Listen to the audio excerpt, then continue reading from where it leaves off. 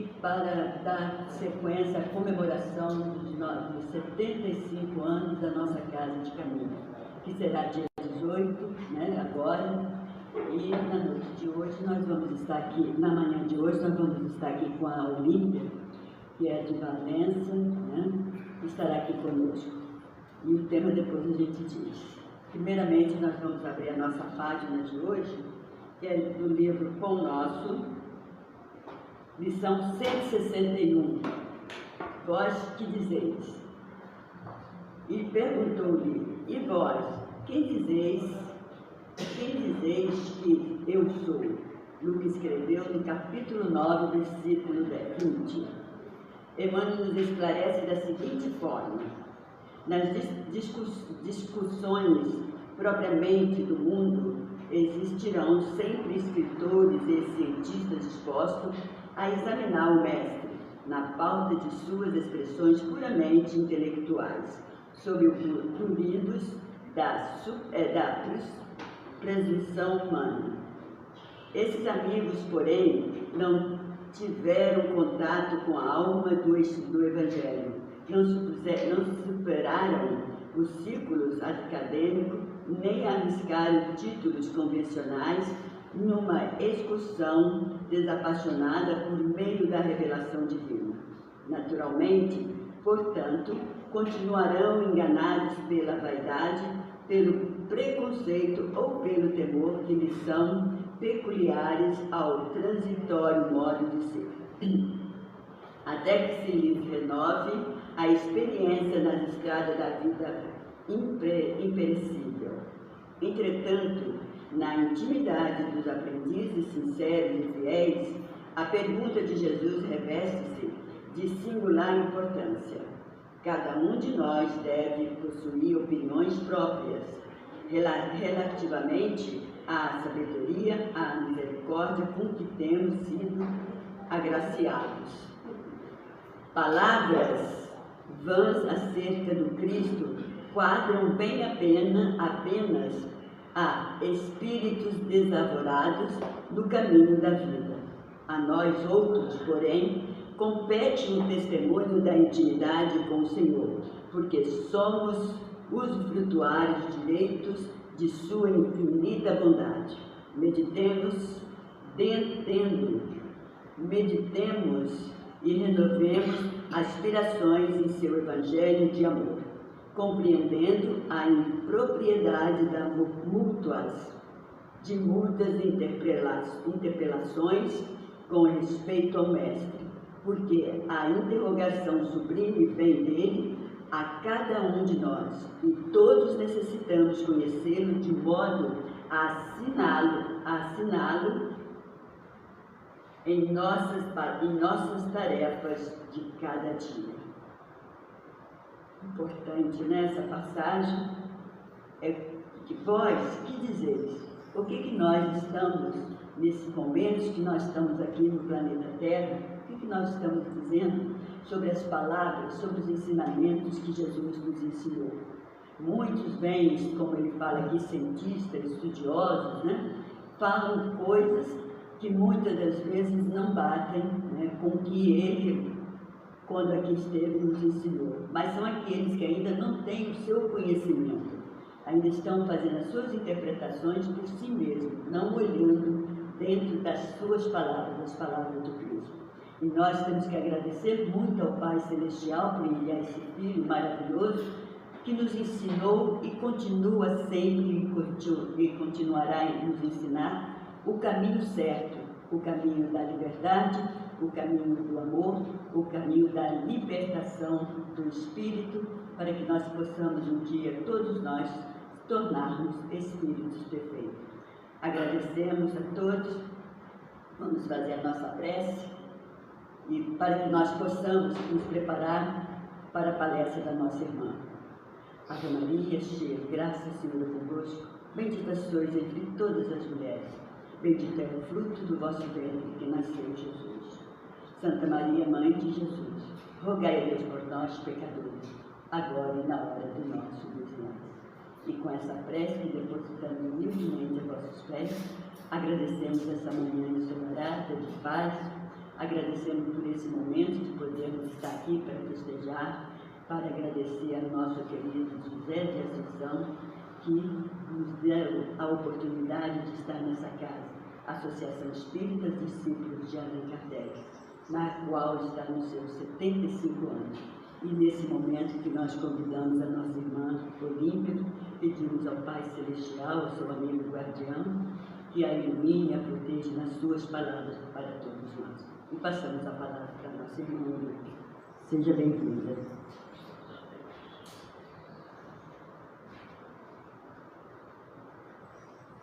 Queridos irmãos, queridas irmãs, bom dia. Bom dia. Agradecemos a bênção de podermos estar aqui nesta manhã. Agradecemos essa fraternidade com que fomos acolhidas e pedimos ao Mestre que nos sustente para que sejamos instrumentos da sua mensagem de amor, de paz, de esperança. Em meados, ou melhor, no final do século XIX, nós vamos encontrar a família de Dona Dolores. Dona Dolores era mãe de 5 filhos, morava junto com o marido, e ela era uma dessas mães que nós podemos dizer raras, pela seriedade com que ela vivia os valores em família, dedicada, confiante de que o amparo do Pai nunca faltava. Aliás, nós podemos dizer que ela e o marido dedicavam-se aos deveres da paternidade com um zelo exemplar. Apesar das dificuldades com as quais eles se deparavam, dificuldades financeiras, o lar contava com esse carinho, com esse afeto, com essa segurança que o distinguia de tantos outros, onde a balbúrdia, onde a imaturidade, onde a insegurança ainda reinam. O marido trabalhava assim de forma bastante puxada para manter o sustento daquela família, 5 filhos, a esposa. E a esposa, a Dona Dolores, ajudava, ela costurava.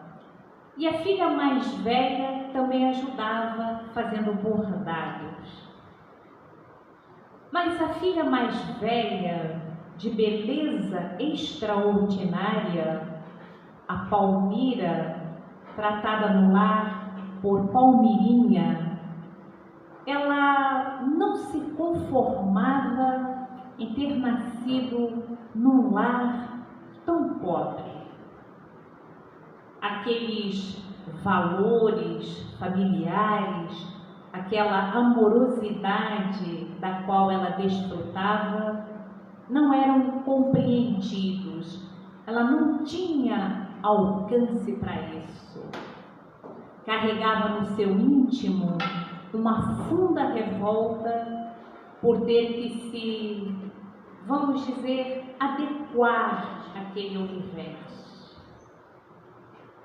E para piorar a situação, quando ela contava com 15 anos, o pai partiu para a vida espiritual. E a responsabilidade dos 5 filhos recaiu sobre a Dona Dolores e a Palmirinha, que era a filha mais velha.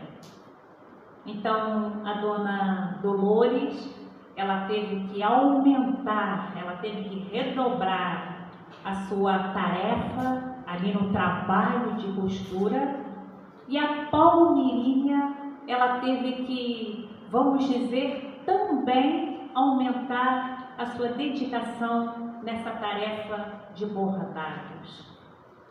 Isso fez com que essa jovem, ela multiplicasse explicasse a revolta que ela já tinha em relação àquela família tão pobre. Ela se sentia um pássaro fora do ninho. Ela, com aquela sua extraordinária beleza, ambiciosa, ela ambicionava algo que fosse diferente, egoísta, vaidosa, foi assim tecendo de uma maneira tal a inadaptação que ela começou a almejar alguma forma em que a família pudesse sair daquele círculo de tantas dificuldades. E aí ela ficava imaginando que pudesse aparecer um mancebo rico, um rapaz bem posto na sociedade que se casasse com ela, ou então que alguma família se tivesse compaixão deles e deixasse uma herança, ou que aparecesse algum pretendente para a mãe, mas algo precisaria acontecer para que eles não permanecessem naquela vida onde os irmãozinhos andavam sempre com roupas rasgadas, nem sempre eles podiam ter calçados, a alimentação era escassa, às vezes tinham almoço, mas não tinham jantar, então era tudo muito precário.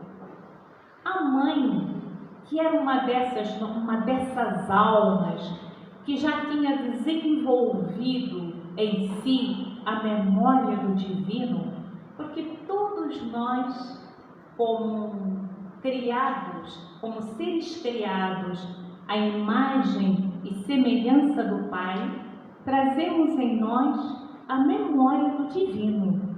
Essa memória está adormecida, ela precisa ser despertada, e Dona Dolores já tinha bem avivada essa conexão com as forças superiores da vida. Então ela entendia que eles viviam muitas dificuldades, mas ela não desanimava, ela não desistia, ela tinha certeza que pela onipotência do Pai, de alguma forma, haveria de surgir uma solução, haveria de surgir um caminho que pudesse aliviar aquelas dificuldades vivenciadas pela família. Quando nós encontramos em um livro dos Espíritos que um dos atributos da divindade é a onipotência, é esse poder supremo do Pai, essa onipotência já estava, essa consciência da onipotência do Pai, que sempre tem caminhos, que sempre consegue apresentar soluções para as questões mais inesperadas, ela já estava ali bem exemplificada na Dona Dolores. Mas para a Palmirinha, isso não conseguia tocá-la de forma nenhuma. A mãe fazia de tudo para que pudesse ali amenizar aquela revolta, então procurava levar a filha a passeios, procurava propiciar que ela fosse a algum baile, aqueles bailes familiares, muitas vezes com sacrifício, às vezes até tirando alguma coisa do lar. Mas nada disso aplacava aquela jovem tão ambiciosa e tão insatisfeita com o ambiente. E nós sabemos que os nossos pensamentos, eles estabelecem conexões, e de tanto pensar em algo que a tirasse daquele ambiente digno, honrado, mas que Palmira não percebia dessa forma, uma situação se apresentou em que Palmira espraiou a possibilidade de fugir daquela condição. A mãe costurava, ela bordava, e certa feita ela recebeu o convite para ir a uma família bem posta na sociedade para buscar umas peças para confeccionar. E Palmirinha insistiu para ir com a mãe, porque ela queria ver como é que era aquela casa daquela família tão bem posta. Tanto insistiu que a mãe a levou como companhia. Quando chegaram na casa, o filho da dona era um inveterado galanteador, namorador. E quando ele viu Palmira naquela beleza deslumbrante, ele viu ali uma presa da qual ele tinha que lançar mão. Ele se aproximou dela, fez o seu galanteio e Palmirinha não ofereceu nenhuma resistência. E em pouco tempo, aquele jovem, bem mais velho, não tanto, mas um pouco mais velho que Palmira, estava frequentando a casa de Dona Dolores. E Dona Dolores, muito preocupada, porque percebia a índole, o caráter do rapaz.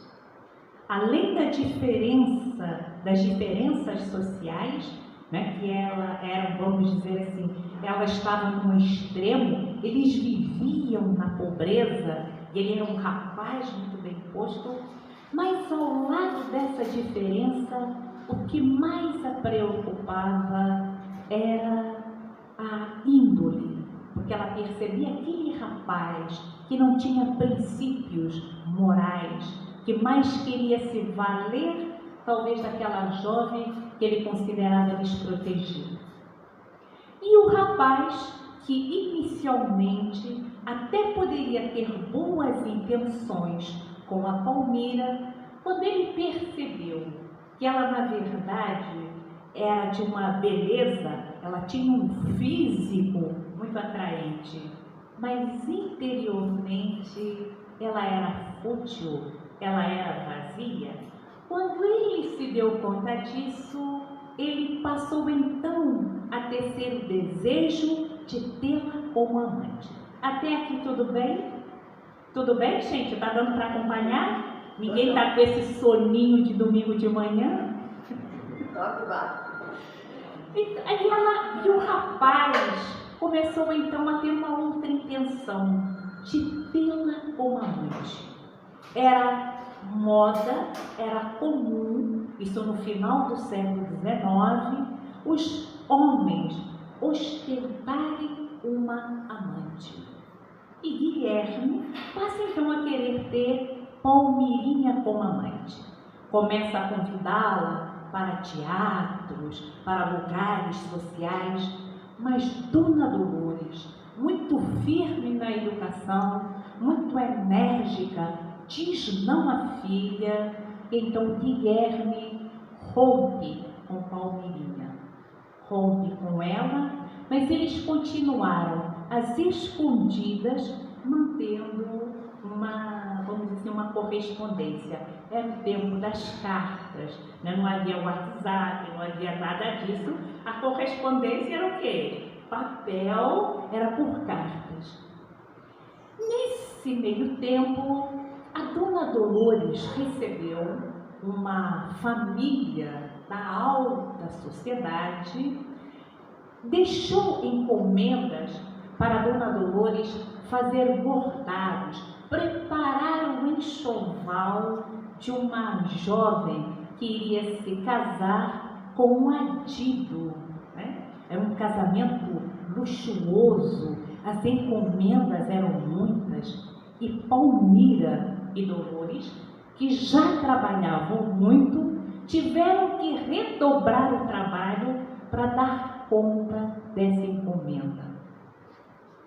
Mas vamos dizer, se por um lado havia a vantagem de elas terem aí muito trabalho para fazer, por outro lado havia desvantagem, porque o pagamento ele só aconteceria quando elas encerrassem. Isso mais ou menos, aproximadamente um mês. Nesse próximo mês, as dificuldades recrudesceram, as dificuldades aumentaram, porque elas viviam, trabalhavam, costuravam, bordavam e recebiam um salário. Se a proposta de trabalho era de um mês, de onde haveria de vir o salário? E eles começaram a passar fome dentro de casa. E o que Dona Dolores pediu? Dona Dolores pediu a Palmirinha que fosse à casa dessa família para pedir um adiantamento pelos trabalhos que elas estavam fazendo. E Palmirinha, numa manhã, se dirigiu a essa casa para pedir o adiantamento. Mas essa família era uma família que não estava acostumada a ter contato com gente pobre. Eles eram da alta sociedade, se mantinham enclausurados naquela posição social e faziam questão de manter bem longe aqueles que, para eles, não podiam nem fazer ideia do que pudessem ser aquelas dificuldades. E quando Palmirinha, por meio de uma serviçal, porque a dona nem se, vamos dizer, se dignou de ir conversar com Palmirinha, quando a serviçal, por meio, a patroa, por meio da serviçal, diz que não faziam adiantamentos e mandou assim um recado de humilhação, humilhou a Palmirinha, imaginemos como ela não ficou. Aí nós nos lembramos daquela página do Evangelho, que está no capítulo 13, a piedade, que nos alerta sobre isso, que vai exatamente nos chamar a atenção dessa, vamos dizer assim, dessa precaução que nós podemos criar para não ter contato com aqueles que podem nos criar embaraços, porque eles vão nos solicitar algum auxílio. E o Espírito Miguel diz nessa mensagem: temei ser indiferentes, quando puderdes ser úteis. Quando nós pudermos ser úteis, não vacilemos, não vamos fingir que não vimos, não vamos fazer de contas que não ouvimos, não vamos nos afastar, não vamos passar ao largo. Vamos demonstrar a nossa presença e ser úteis naquilo que nós pudermos fazer. E aquele não humilhante, aquilo, pensemos como é que isso soou dentro da Palmirinha, que já tinha aquela revolta tão grande contra a sua condição de pobre. Ela chegou em casa em lágrimas, olhou para a mãe e teve compaixão, e ela ficou em ebulição, descontrolada. Aquilo mexeu com ela de uma forma tal que a revolta dela se tornou mais viva ainda, se é que isso podia ser possível. Coincidentemente, que nós sabemos que não existem coincidências, porque qual era o sonho da Palmirinha? A Palmirinha queria de alguma forma fugir, sair daquele ambiente. Ela forjava alguma situação que a tirasse daquela miséria, daquela pobreza, daquela que ela considerava uma humilhação. A mãe falava para ela que podia haver felicidade na dignidade da pobreza, mas isso para a Palmirinha era inconcebível. Como ela estava nesse círculo de pensamentos, as conexões, nós vamos estabelecendo conexões, nós vamos estabelecendo ligações. Nesse dia, chega um bilhete para ela. E a gente vai perguntar para saber se está todo mundo acompanhando a história. De quem era o bilhete? Galanteador, Do galanteador. Chega um bilhete do Guilherme, e nesse bilhete o Guilherme dizia de forma lacônica: hoje ou nunca. Te espero às 10 horas na esquina no meu carro. Se não fores, adeus para sempre. A Palmeirinha recebeu esse bilhete e o coração dela acelerou. Porque ela sabia que a partir do momento que ela tomasse uma decisão, ela estaria dizendo não para a sua família, estaria deixando para trás os irmãos, a mãe. Ela passou um dia muito nervosa, agitada, descontrolada. Quando o relógio bateu 10 horas e elas ainda estavam no trabalho, ela pegou o bordado que estava fazendo, jogou com raiva em cima da mesa, foi para o quarto, trocou de roupa, colocou um chalezinho mais gracioso que ela tinha, virou-se para a mãe e falou: eu não aguento mais, chega! E saiu batendo a porta. A mãe ficou desesperada, porque para a mãe, naquele momento, passou pela cabeça dela que a filha pudesse estar pensando em suicídio, que naquela saída apressada a filha iria se matar. E a mãe sai desesperada, correndo atrás da filha, até que ela chega e vê a filha entrando no carro. E aí, quando a gente pensa em carro, mas na verdade era aquela carruagem puxada a cavalos, final do século XIX. Vê a filha entrando no carro, aí a mãe dá conta de tudo, e ela volta para casa, e ela entra num desespero, ela fica febril, ela fica tão nervosa que ela fica com febre. E ela passa a noite toda sem dormir. Ao menor barulhinho que fazia na porta, ela ia até lá para ver se era a filha. Se escutasse um ventozinho na janela, ela ia espreitar para ver se era a filha. Um barulhinho na rua, ela ficou naquela expectativa: minha filha vai voltar. Amanheceu e a filha não voltou. Aí ela pensou: iria dar parte à polícia? Iria chamar os vizinhos? Mas passou pela mente dela a classe social e a classe social do rapaz. Já naquela época era assim: imagina, hoje melhor, se a polícia iria atendê-la colocando-se contra alguém tão bem posto socialmente. Por outro lado, ela estava tão exausta, ela estava tão descontrolada, que ela também não conseguia forças, além do trabalho que ela precisava terminar, porque ela tinha que entregar que as crianças estavam chorando de fome. Aí tinha que passar, era a época do ferro, a carvão, ela tinha que ajeitar as golas, e aí ela deu aquela humilhação, uma pessoa muito digna, uma senhora tão preocupada com a família. Como é que ela iria dizer para os vizinhos que a filha tinha saído com um galanteador? O que os vizinhos iam dizer? Ela não teve coragem de falar com ninguém. Passado um pouco de tempo, alguém bate à porta, um dos filhinhos vai atender, e era uma carta para ela. Era uma carta, um bilhete. A carta era de quem? Da Mira. Da filha, da Palmeirinha.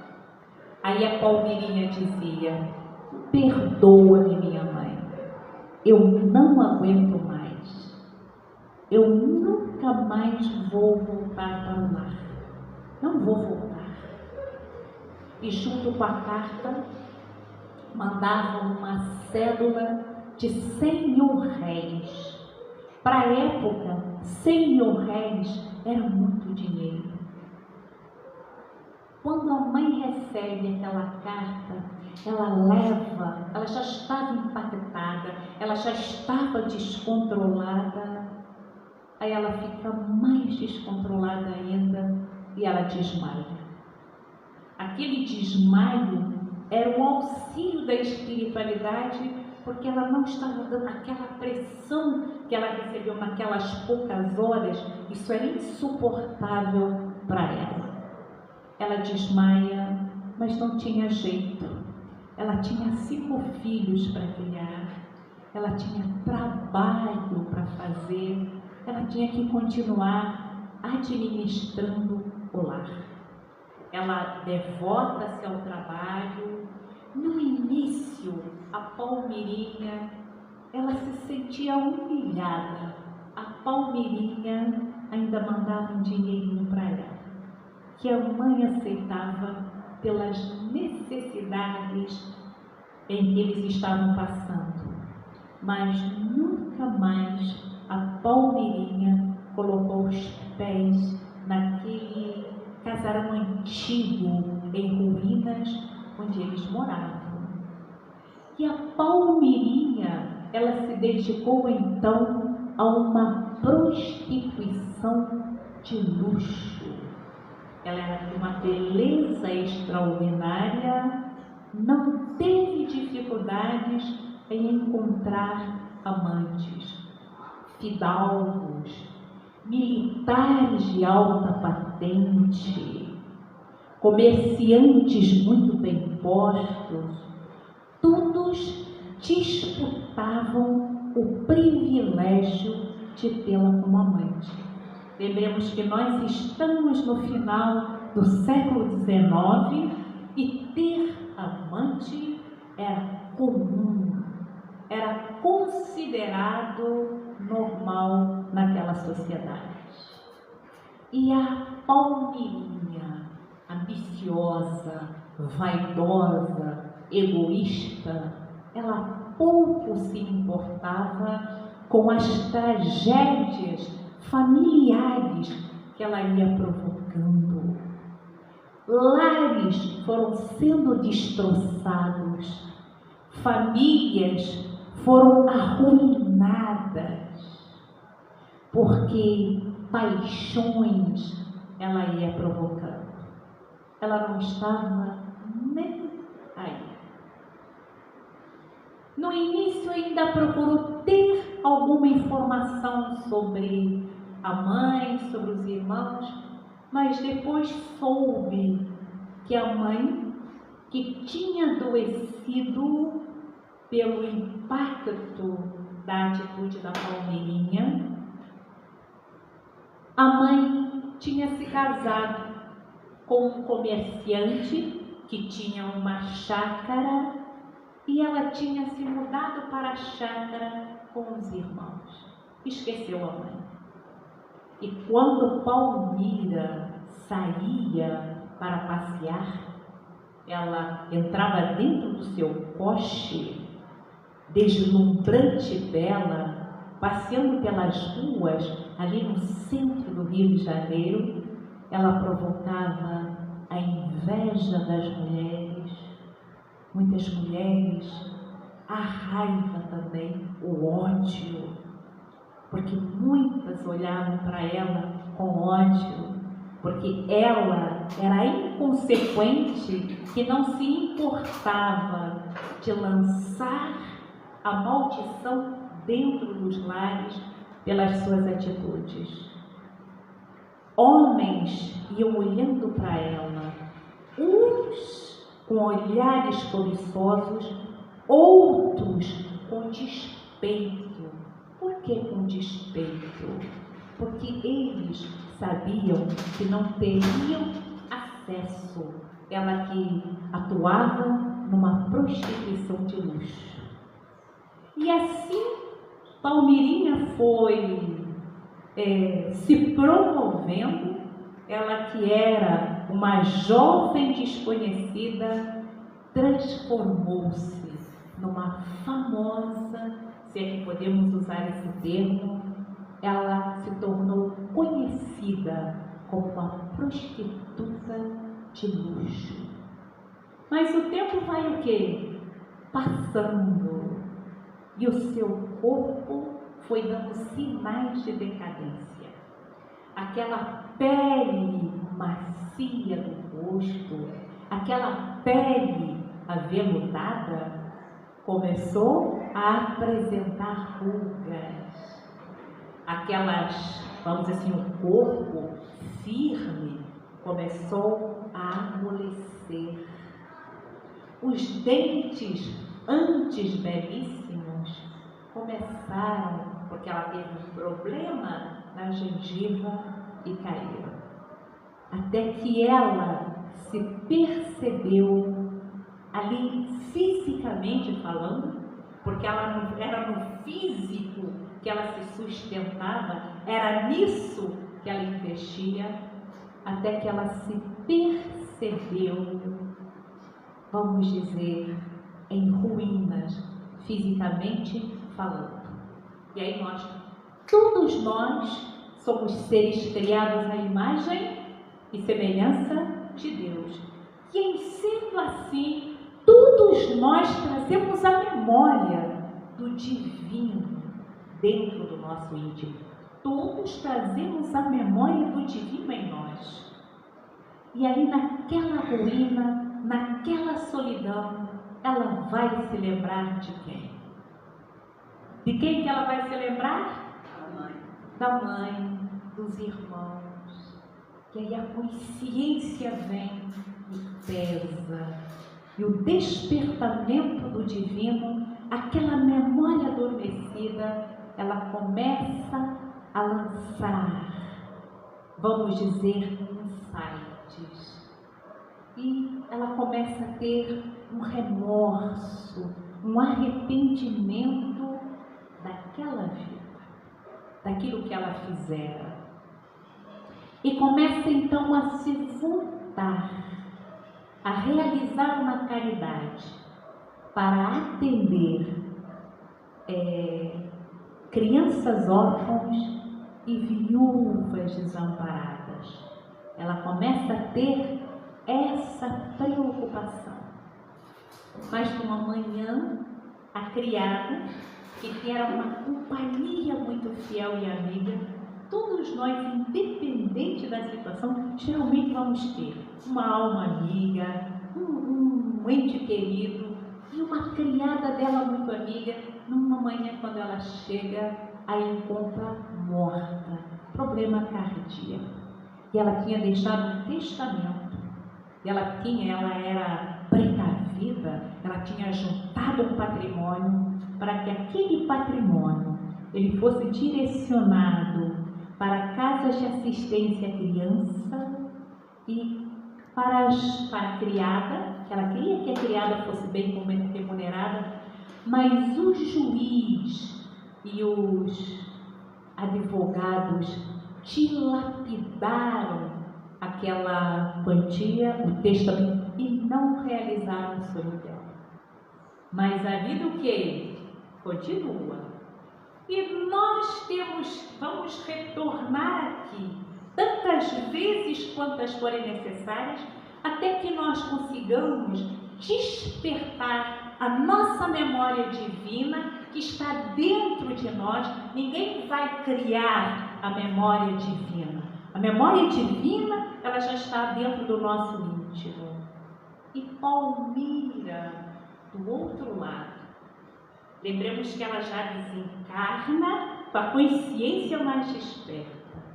Quando chega do outro lado, ela faz um planejamento para voltar.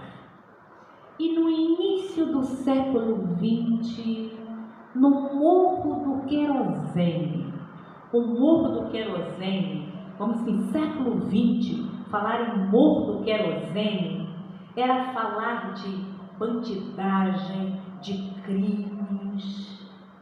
Era um lugar muito mal afamado, era um lugar de miséria, misérias de todos os tipos, misérias físicas, misérias morais. E nesse Morro do Querosene, nós vamos entrar dentro de uma casa casa, nós vamos encontrar uma jovem de 20 anos. E essa jovem de 20 anos, quando ela vai estar com tosse, quando ela tem essas golfadas, e nessas golfadas vem o sangue, já se identifica que aquela jovem de 20 anos, ela está com tuberculose. Ela está num colchão podre, aqueles colchões de tanto usar, já muito envelhecido, cobertas rasgadas, é um barraco de zinco, e o vento adentrava pelo barraco, quando ventava era frio, quando chovia era água, e é ali que aquela jovem de 20 anos estava. Na verdade, aquela jovem estava aguardando a morte chegar. Mas uma preocupação a retinha aí da vida. Ela era responsável por 2 irmãs. Era ela que mantinha as 2 irmãzinhas pré-adolescentes. Ficaram órfãs muito cedo. E aquela jovem de 20 anos trabalhava como doméstica para manter o sustento da família. Recusava-se a qualquer proposta indigna, porque ela fazia questão de trabalhar, de manter o sustento das irmãs por meio da tarefa com o suor do seu próprio corpo. Ela trabalhava, ela mantinha com as dificuldades, até que certa feita ela recebeu uma proposta para trabalhar na casa de uma senhora bem posta na sociedade, e ela seria cuidadora de alguém que estava com tuberculose. Estava isolada da família. A família não queria conversa.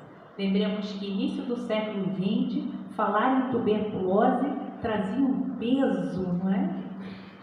E ela vai trabalhar nessa senhora. E essa jovem, muito dedicada, muito solícita, ela também acaba o quê? Adquirindo a tuberculose. Quando os donos da casa descobriram que ela estava com tuberculose, mandaram-na embora.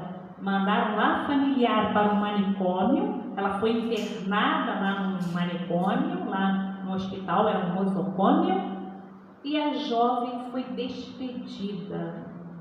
E ela, que estava acostumada a trabalhar, enquanto pôde ainda lavar uma roupa, fazer alguma coisa, mas depois que entre os vizinhos começou a circular a notícia de que a jovenzinha estava com tuberculose, ninguém mais mandava a roupa para lavar. E aí o que aconteceu? Eles chegaram à miséria e não teve jeito. Aí as irmãzinhas tiveram que sair à rua para pedir esmolas. As irmãzinhas saíram de manhã, uma esmolinha para a irmã que está doente. E as irmãzinhas, como é que aí fica muito claro, quando nós vamos tendo contato com essa literatura, nós também vamos vendo a responsabilidade que nós temos quando alguém nos aborda na rua. O que nós vamos falar?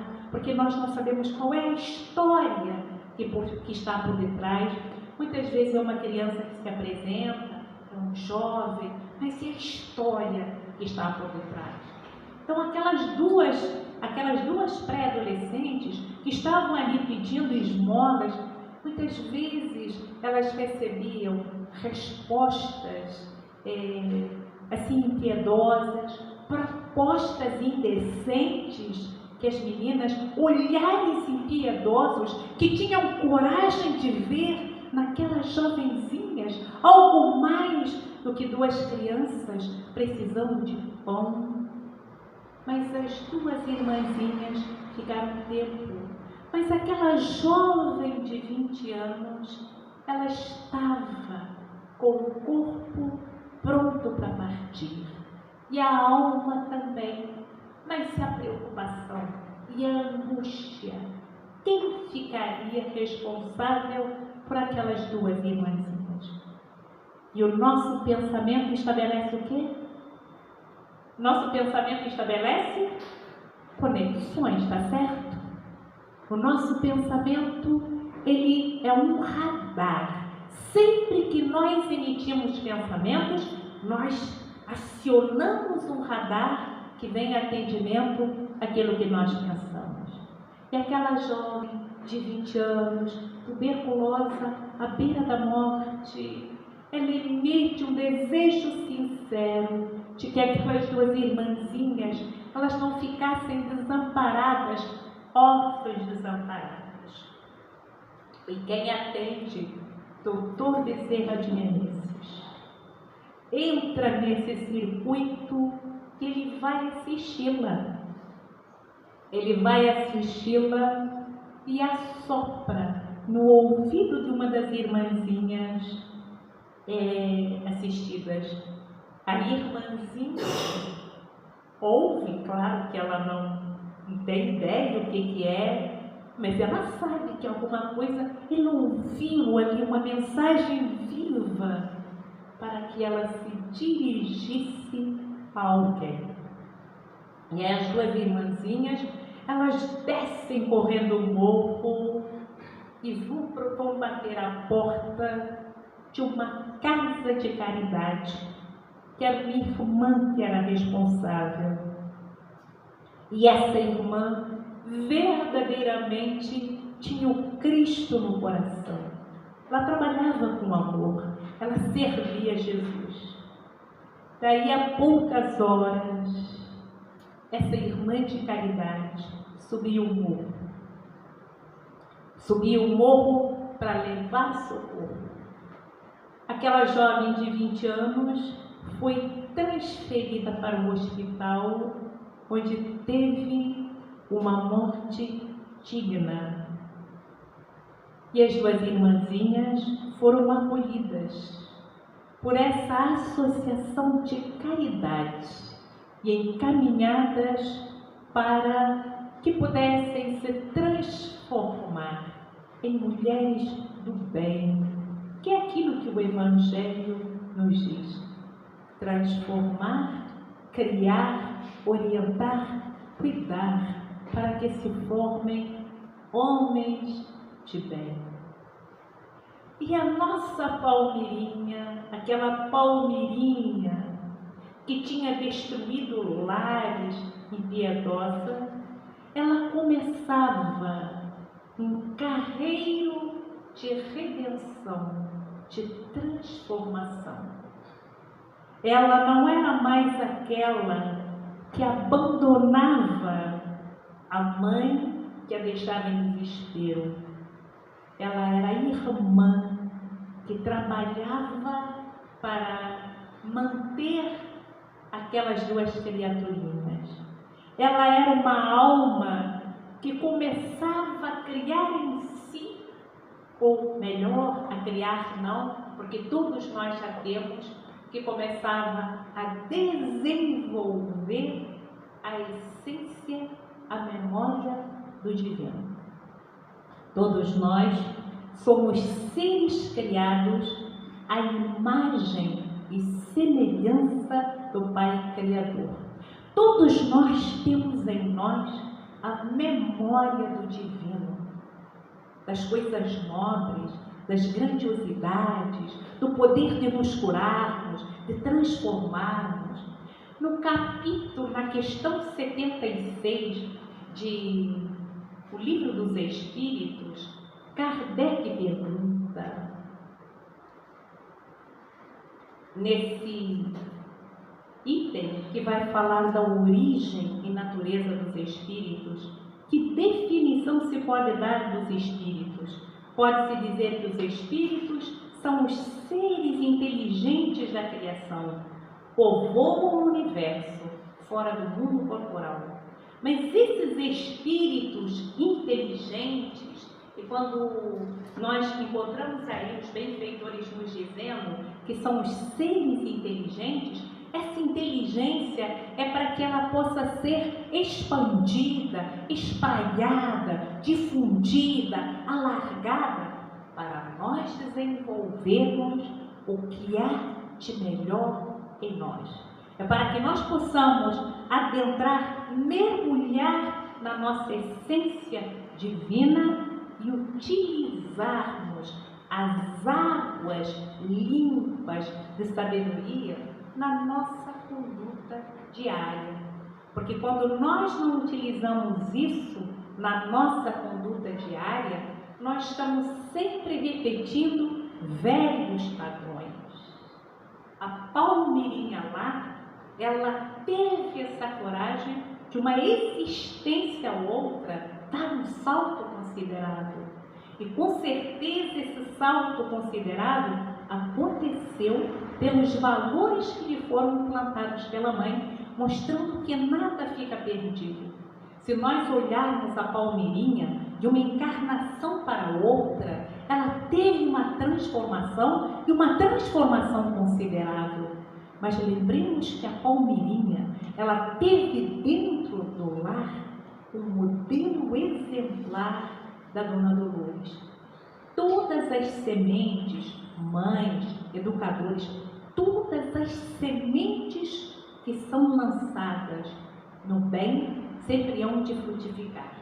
No capítulo 4 e o Evangelho segundo o Espiritismo, no item 25, necessidade da encarnação, nós encontramos a seguinte pergunta de Kardec: é um castigo a encarnação? E somente os espíritos culpados estão sujeitos a sofrê-la?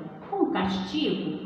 E os espíritos superiores respondem, São Luís aqui no caso, a passagem dos espíritos pela vida corporal é necessária para que eles possam cumprir, por meio de uma ação material, os desígnios cuja execução Deus lhes confia. É-lhes necessária bem deles, visto que a atividade que são obrigados a exercer lhes auxilia o desenvolvimento da inteligência. Lhes auxilia o desenvolvimento da inteligência. A inteligência, ela tem sido canalizada para grandes descobertas, para, vamos dizer assim, aspectos intelectuais maravilhosos, excelentes. Mas a nossa intelectualidade, ela também precisa tangenciar aquilo que nós temos, porque a inteligência, só por ela, se eu só tenho um lado racional, eu preciso fazer com que esse lado racional ele possa tangenciar a luz e a memória do divino. Nós somos seres criados à imagem e semelhança de Deus. Portanto, todos nós temos em nós essa caixa, essa memória do divino que precisa ser desenvolvida. Nessa questão, é um castigo a encarnação?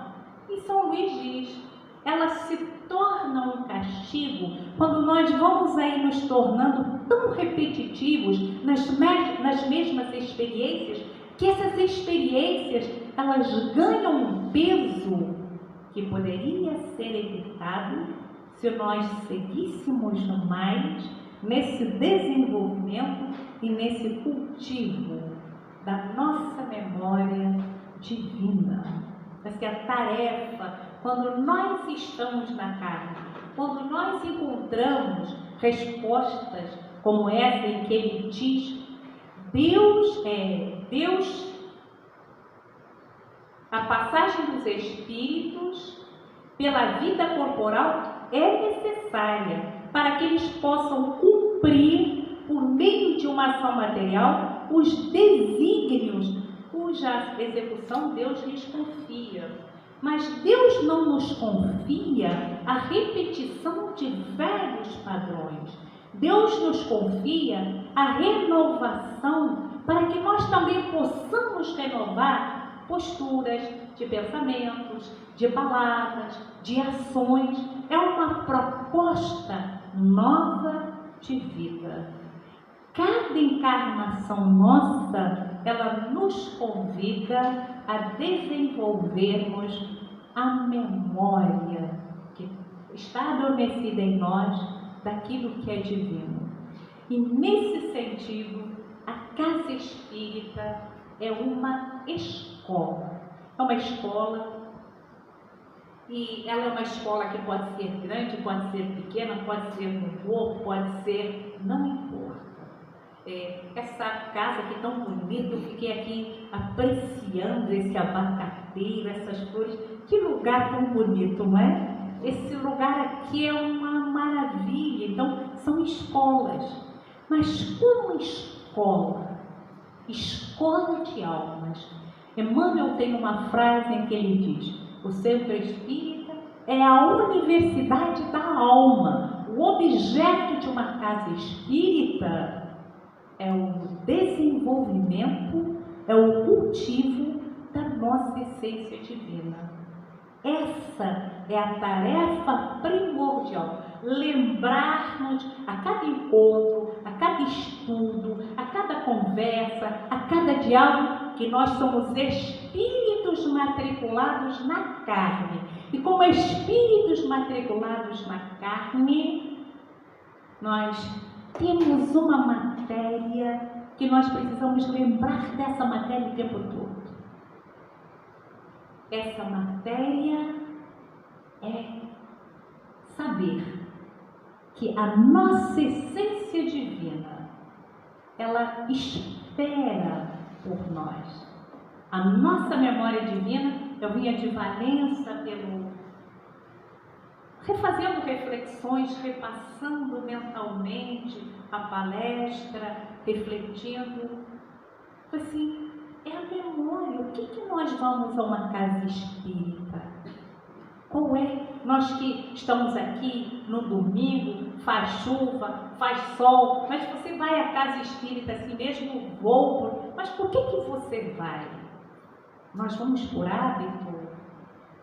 Ou nós vamos porque é viva essa certeza de que nós estamos indo à escola e cada vez que nós colocamos os pés na escola, nós estamos exercitando essa lição de que nós trazemos em nós a essência divina.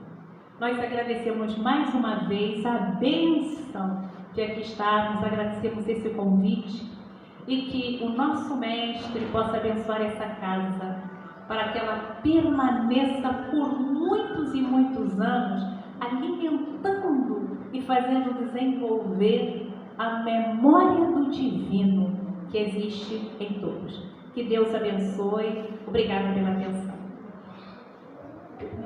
Nós aqui agradecemos a sua presença aqui na nossa casa, Lívia, e só dar um tópico, porque eu esqueci, atrás de falar.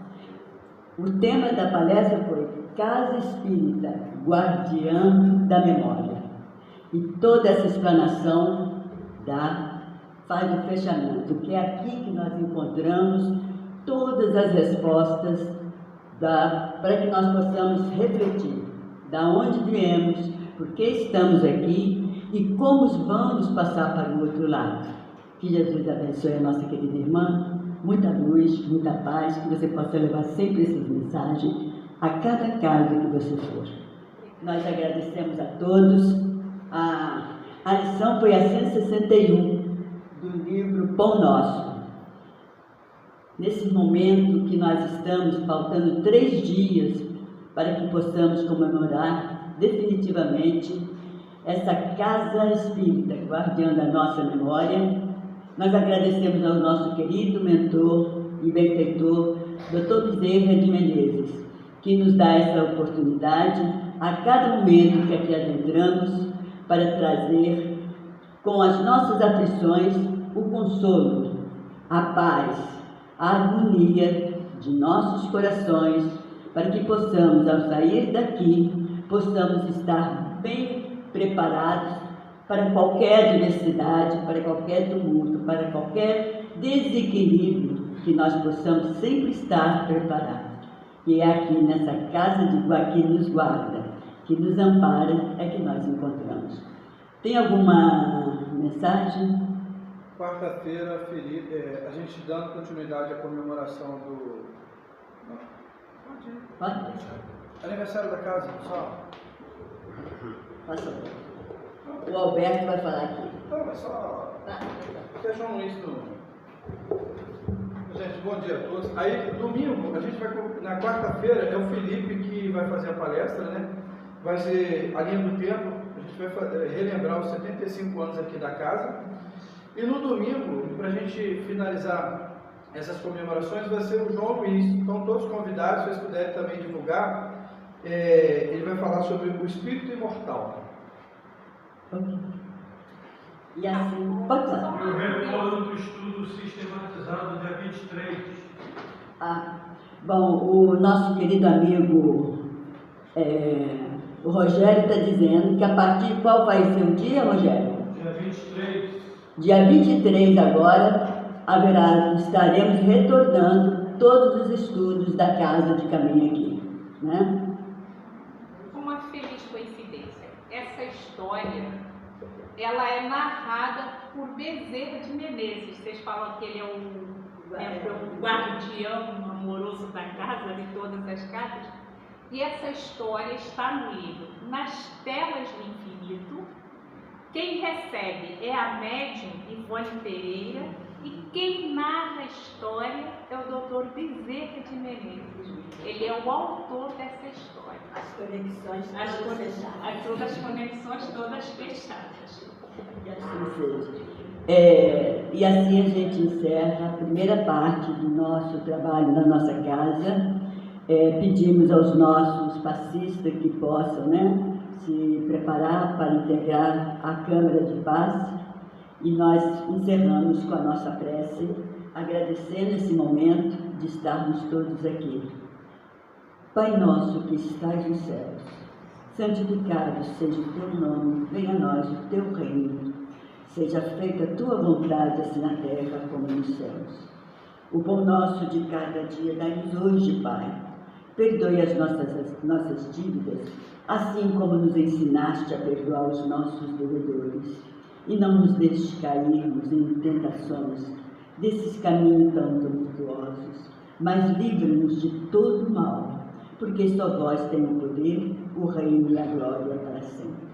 E com essa prece, nós agradecemos esse domingo maravilhoso que está nos dando, abençoando a todos que aqui estão, e pedimos aos bons amigos que iluminem a todos, aos nossos passistas, para que nós possamos passar para a segunda etapa dos trabalhos da manhã de hoje. Muito obrigado, um bom dia, que a paz esteja nos corações de todos.